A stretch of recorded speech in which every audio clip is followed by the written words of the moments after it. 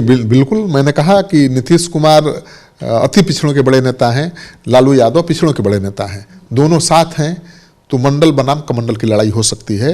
और जब जब मंडल बनाम कमंडल की लड़ाई हुई है, मंडल कमंडल पर भारी पड़ा है। तो बीजेपी मंडल कमंडल को साथ लाने की कोशिश कर रही है। कल राज्य में कर्पूरी जयंती मनाई गई। जननायक कर्पूरी ठाकुर की 100वीं जयंती थी और इसके ठीक पहले यह ऐलान किया गया था भारत सरकार की ओर से कि जननायक कर्पूरी ठाकुर को भारत रत्न से सम्मानित किया जाएगा। और यह घोषणा होते ही राजनीति शुरू हो गई। एक तरफ क्रेडिट लेने की होड़ शुरू हो गई। भाजपा नेता लगातार पीएम मोदी को धन्यवाद दे रहे थे इसके लिए, तो वहीं बिहार की महागठबंधन सरकार का यह कहना था कि हमारी मांग की वजह से आज जननायक कर्पूरी ठाकुर को यह सम्मान मिला है। तो सर, भारत रत्न देने की जैसी ही घोषणा हुई, क्रेडिट लेने की होड़ तुरंत ही शुरू हो गई। तो इसके राजनीतिक मायने क्या कुछ निकल कर आ रहे हैं? देखिए, प्रधानमंत्री को केवल बीजेपी के नेता धन्यवाद नहीं दे रहे थे, नीतीश कुमार भी दे रहे थे, आपको ध्यान देना चाहिए। मुकेश सहनी भी दे रहे थे। तो बाकी दलों के नेता यानी इंडिया गठबंधन के नेता भी पीएम को धन्यवाद दे रहे थे। तो लोकसभा चुनाव है, लोकसभा चुनाव के ठीक पहले कर्पूरी ठाकुर को भारत रत्न दिया गया है, तो चुनाव से तो सीधा इसको जोड़ा जाएगा। हर कोई इसको चुनाव से जोड़कर देखेगा। कर्पूरी ठाकुर बिहार की अति पिछड़ी नाई समाज से ताल्लुकात रखते थे, जिसकी आबादी महज 2% है। लेकिन अति पिछड़ी जातियों की आबादी बिहार में 36% है। ये जनगणना में साबित हो गया है। तो छोटी छोटी संख्या में मिलाकर वो 36% हो जाती है। तो जिनके साथ वो रहेंगी उनकी सरकार बनेगी, ये तय है। तो चुनाव के ठीक पहले कर्पूरी ठाकुर को ये सम्मान दिया गया है, उसको चुनाव से जोड़कर देखा जा रहा है। देखिए, 1977 में दूसरी बार मुख्यमंत्री बनने के बाद उन्होंने, कर्पूरी ठाकुर ने, मुंगेरी लाल कमीशन लागू करके राज्य की नौकरियों में आरक्षण लागू किया था पहली बार। और उसके लिए वो हमेशा याद किए जाते रहेंगे, किए जा भी रहे हैं। और बीते साल 2 अक्टूबर को बिहार सरकार ने जातिगत सर्वेक्षण के आंकड़े जारी किए थे। और इसके बाद बिहार की कुल आबादी आपको पता है 13 करोड़ है। 13 करोड़ में सबसे अधिक संख्या अत्यंत पिछड़ा वर्ग का है। दूसरे नंबर पर पिछड़ी जाति के लोग हैं, जिनकी आबादी भी उसके आसपास है, 27% के आसपास है। तो अति पिछड़ा वोट बैंक काफ़ी अहमियत रखता है। और उसके नेता को भारत रत्न अगर चुनाव के पहले दिया जाता है तो इसको चुनाव से ही जोड़कर हम देखेंगे। नीतीश कुमार ने बिहार में जातीय गणना कराई और उसका जो सर्वे होने के बाद आरक्षण का भी दायरा बढ़ाने का काम किया नीतीश कैबिनेट ने। तो इसका क्या कुछ असर पड़ने वाला है आने वाले चुनाव में? देखिए, नीतीश कुमार ने जातीय जनगणना कराई, उसके बाद आरक्षण के दायरा को बढ़ा दिया, तो उसका सीधा लाभ मिला अति पिछड़ा समाज को।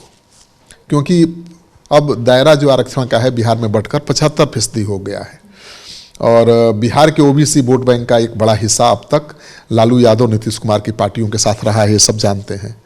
पहले जातिगत सर्वे और फिर इसको आधार बनाते हुए आरक्षण का दायरा बढ़ाना भी चुनाव से जुड़ा हुआ है। इसका फायदा 2024 के लोकसभा चुनाव में महागठबंधन को मिल सकता था। ये चर्चा हो रही थी कि मास्टर स्ट्रोक है नीतीश कुमार का, जातीय जनगणना और आरक्षण की सीमा में बढ़ोतरी। तो बीजेपी को चिंता तो जरूर होगी कि भाई हमारे पास तो इसका कोई काट है नहीं। केवल राम मंदिर के जरिए आप कमंडल के जरिए मंडल को आप नहीं काट सकते हैं, कभी ऐसा नहीं हुआ है। जब मंडल कमंडल में लड़ाई हुई है, मंडल भारी पड़ा है कमंडल पर। तो बीजेपी तो राम मंदिर का उद्घाटन कर चुकी है, उसको बड़ा इवेंट बीजेपी ने बना दिया, माहौल भी बीजेपी के पक्ष में हो गया है। लेकिन बीजेपी पूरी तरह से आश्वस्त होना चाहती है अपनी जीत को लेकर, और इसीलिए उन्होंने अति पिछड़ा समाज के एक बड़े नेता को, कर्पूरी ठाकुर को, भारत रत्न दे दिया है चुनाव से ठीक पहले। ये संदेश देने की कोशिश की है कि भाई अति पिछड़ा की चिंता केंद्र की सरकार भी करती है, पीएम मोदी भी करते हैं। कर्पूरी ठाकुर को ये जो सम्मान दिया गया है, इसको लेकर लगातार ये चर्चा है कि कमंडल के साथ मंडल जो वोट बैंक है उसको बैलेंस करने की कोशिश है। मनोज झा भी ये कहते नजर आए थे कि इनका राम का कार्ड नहीं चला, इसलिए अब ये नई राजनीति लेकर उतरे हैं यहाँ। देखिए, इसमें शक की कोई गुंजाइश नहीं है कि मंडल के साथ कमंडल के साथ मंडल को साधने की कोशिश है बीजेपी की। मैंने पहले भी कहा। और नीतीश कुमार जब जब रहे हैं बीजेपी के साथ तब उनको उसको बीजेपी को फायदा मिला है, साथ मिला है अति पिछड़ी जाति का, क्योंकि नीतीश कुमार के साथ अति पिछड़ी जाति के लोग हैं और पिछड़ी जाति के लोग लालू यादव के साथ हैं, तो दोनों साथ हो गए हैं तो बहुत ताकतवर हो गए हैं।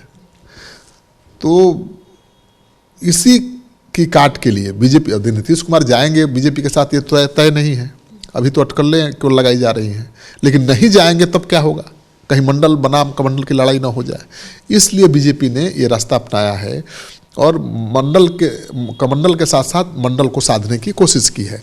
देखिए बीजेपी में कोई ऐसा अति पिछड़ा समाज का बड़ा नेता नहीं है जिसके बल पर उसको अति पिछड़ा का वोट मिल सके। नीतीश कुमार थे साथ तो मिलता था, तो कर्पूरी ठाकुर के जरिए ही बीजेपी ने अति पिछड़ा के बीच ये संदेश दिया है कि हम भी आपके हैं, हम भी कर्पूरी ठाकुर को अपना मानते हैं, हमें भी आपकी चिंता है। देखिए बीजेपी ने सोशल इंजीनियरिंग की शुरुआत 1990 के दशक में ही शुरू की थी, आज ये नई बात नहीं है। उस दौर में पिछड़े वर्ग से आने वाले कल्याण सिंह, उमा भारती जैसे लोगों को बीजेपी ने बहुत आगे बढ़ाया, आगे किया, और नरेंद्र मोदी भी अन्य पिछड़ा समाज से ही आते हैं। काफ़ी सालों से बीजेपी ये कोशिश कर रही है कि कमंडल की राजनीति का तोड़ कहीं जाने वाली मंडल की राजनीति को अपने साथ समाहित कर ले। उत्तर प्रदेश में बीजेपी ने एक प्रयोग किया था जिसके चलते मायावती और मुलायम यादव गायब हो गए, खत्म हो गए राजनीति से। वहाँ पर दलितों का हिंदूकरण कर दिया बीजेपी ने, आरएसएस ने, यानी जो दलित थे वो हिंदुत्व की वजह से बीजेपी के साथ हो गए, मायावती को भी छोड़ दिया।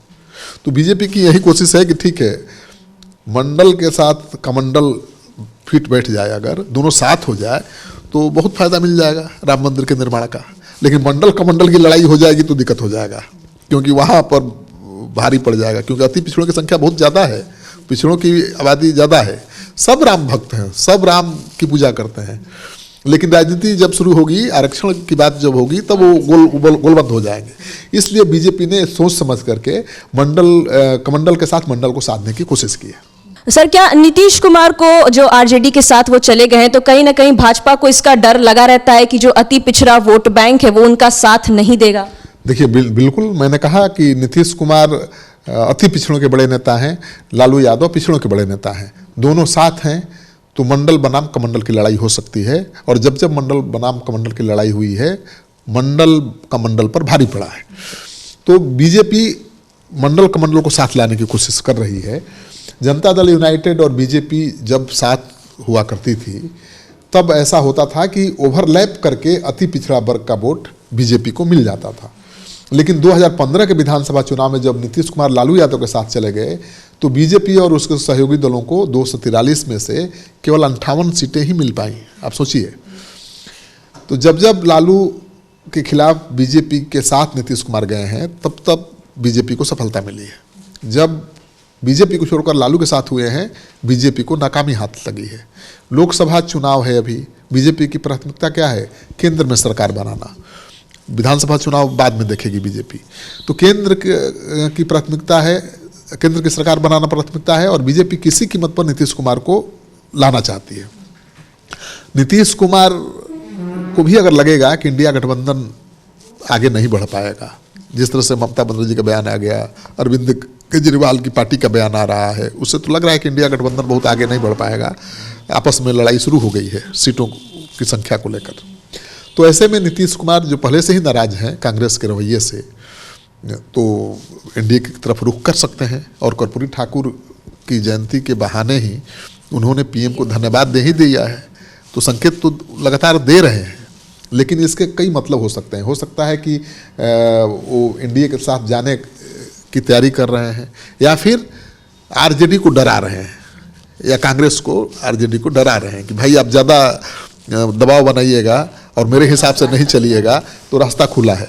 और नीतीश कुमार बिहार की राजनीति में एक बैलेंसिंग फैक्टर हैं, जिनको सब चाहेगा कि उनके साथ हों। इंडिया गठबंधन के लिए भी जरूरी है नीतीश, एनडीए के लिए भी जरूरी है।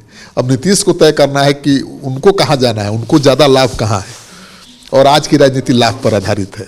आज कोई भी नेता कहे कि नीति की राजनीति करता है, ये बेमानी होगी। कोई भी दल, कोई नेता नहीं करता, सब लोग राज की नीति करते हैं, तो काम करते हैं, तो किसी तरह से राज मिले, अगर वही नीतीश कुमार भी करेंगे तो क्या गलत होगा।